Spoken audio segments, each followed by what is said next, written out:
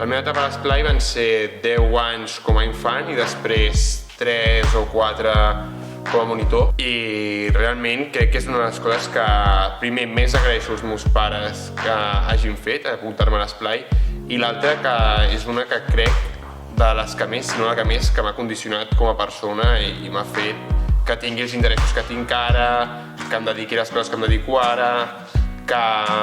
pensi com penso ara, i després també totes les amistats que he fet allà són una cosa que encara conservo i la meva sensació és que em durarà per tota la meva vida. Mireu, el sistema que vivim ara, que és el sistema capitalista,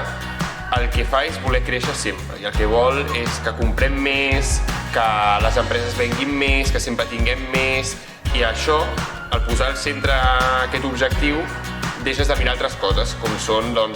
benestar de les persones, la felicitat, si algú s'ho està passant bé, no, perquè per fet de tenir més coses no tens per què ser més feliç. L'important és amb qui les comparteixes, quines coses tens, com t'afecten a tu, no?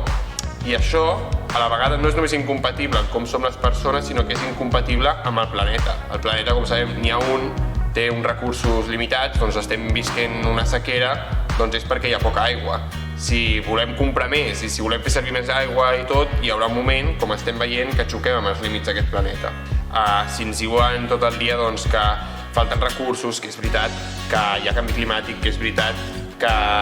la vida és cada cop més difícil, que també és veritat, doncs el més normal, la reacció més normal, és sentir aquesta sensació d'ansietat o de por.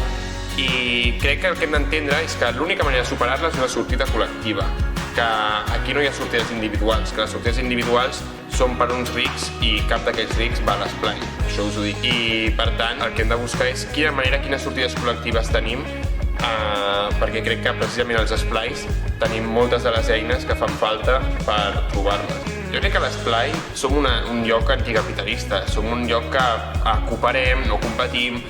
estem satisfetes amb el que tenim, no busquem sempre tenir més, busquem estar bé personalment abans de tenir més coses materials, de tenir més objectes, que cuidem l'entorn, no el destruïm. Per tant, crec que no és que haguem de canviar cap cosa als esplais important, es tracta de saber que aquest món que som l'esplai, que el que tenim a l'esplai és com ha de ser la resta del món i que hem d'aprendre a traslladar-ho a la resta, no hem de ser autoexigents en aquest sentit.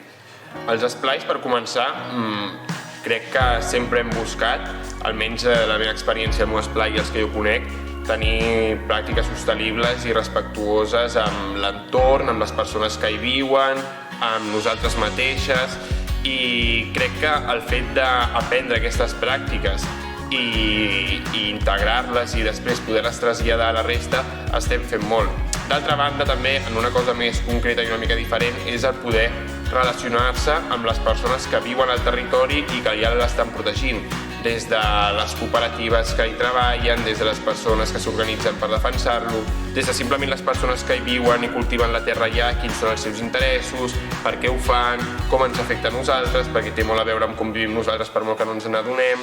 i crec que al final és saber que les pràctiques de l'esplai són pràctiques que normalment són sostenibles i si no ho són ho haurien de ser, i després també conèixer amb qui hem de fer aquestes pràctiques i qui també les està fent a part dels esplais. Clar, jo crec que hem d'entendre que, com hem dit,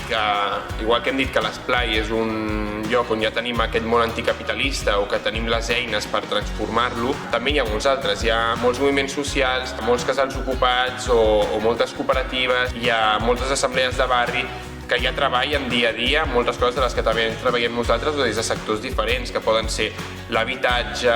el treball, les migracions, la solidaritat entre persones, la cura del territori. Crec que es tracta de treballar amb aquestes persones, conèixer-les, visitar-les, fins i tot anar de campaments amb elles a col·laborar-les, veure quines són les seves necessitats, com ens poden ajudar elles a nosaltres, i amb això ampliar aquesta xarxa de persones que ja estem construint un món diferent de la barbàrie capitalista.